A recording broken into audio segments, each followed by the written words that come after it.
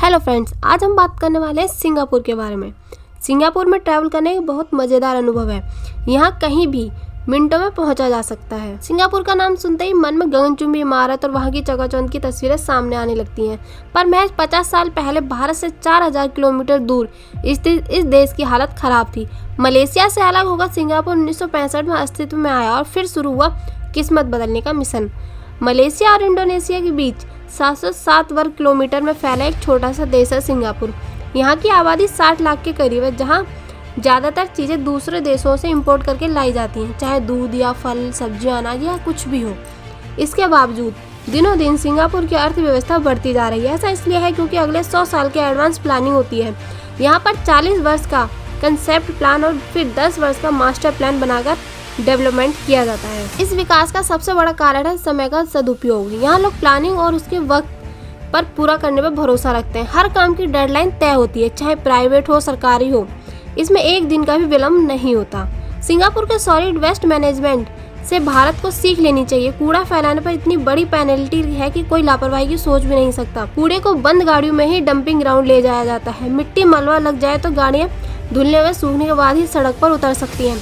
कूड़े से बिजली भी पैदा की जाती है। सिंगापुर में ट्रैवल करना एक मजेदार अनुभव है। यहाँ कहीं भी मिनटों में पहुंचा जा सकता है। भूमिगत मेट्रो तो है ही, मानो रेल, केबल कार, सिटी बसें व टैक्सी आदि का एक ऐसा नेटवर्क है कि कहीं जाने के लिए इंतजार नहीं करना पड़ता। 2-2 मिनट पर कोई ना कोई पब्लिक ट्रांसपोर्ट उपलब्ध रहता है। यहाँ लोग गाड़ियाँ कम खरीदते हैं। इसके लिए इम्पोर्ट टैक्स के साथ ही दूसरे टैक्स बहुत ज़्यादा रखे गए हैं।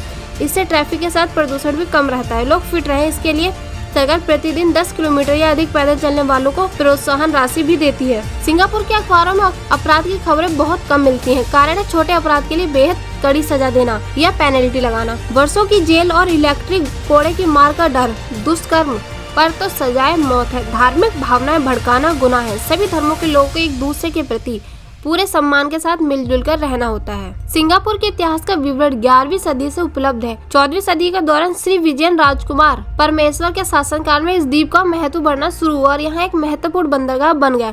लेकिन दुर्भाग्यवश 1613 में पुर्तगाली हमलावरों द्वारा इसे नष्ट कर दिया गया था। आधुनिक सिंगापुर के इतिहास की शुरुआत 1819 में हुई, जब एक अंग्रेज सर थॉमस स्टैमफोर्ड रेफल द्वारा इस द्वीप पर एक ब्रिटिश बंदरगाह की स्थापना की गई। ब्रिटिश औपनिवेशिक शासन के तहत दक्षिण पूर्व एशिया में भारत चीन व्यापार और भंडार गृह व्यापार दोनों के एक केंद्र के रूप में इसका महत्व काफी बढ़ गया और यह बड़ी तेजी से एक प्रमुख बंदरगाह शहर में तब्दील हो गया। द्वितीय विश्व युद्ध के दौरान जापानी साम्राज्य ने सिंगापुर को अपने अधीन कर लिया और 1942 से 1945 तक इसे अपने अधीन रखा। युद्ध समाप्त होने के बाद सिंगापुर वापस अंग्रेजों के नियंत्रण में चला गया और स्वयं शासन के अधिकार के स्तर को बढ़ाया गया और अंततः 1963 में फेडरेशन ऑफ मलाया के साथ सिंगापुर का विलय कर मलेशिया का निर्माण किया गया। हालांकि सामाजिक अशांति और सिंगापुर के सत्तारूढ़ पीपुल्स एक्शन पार्टी तथा मलेशिया की अलायंस पार्टी के बीच विवादों के परिणाम स्वरूप सिंगापुर को मलेशिया से अलग कर दिया गया। 9 अगस्त 1965 को सिंगापुर एक स्वतंत्र गणतंत्र बन गया। गंभीर बेरोजगारी और आवासीय संकट का सामना करने के कारण सिंगापुर ने एक आधुनिकीकरण कार्यक्रम पर काम करना शुरू कर दिया,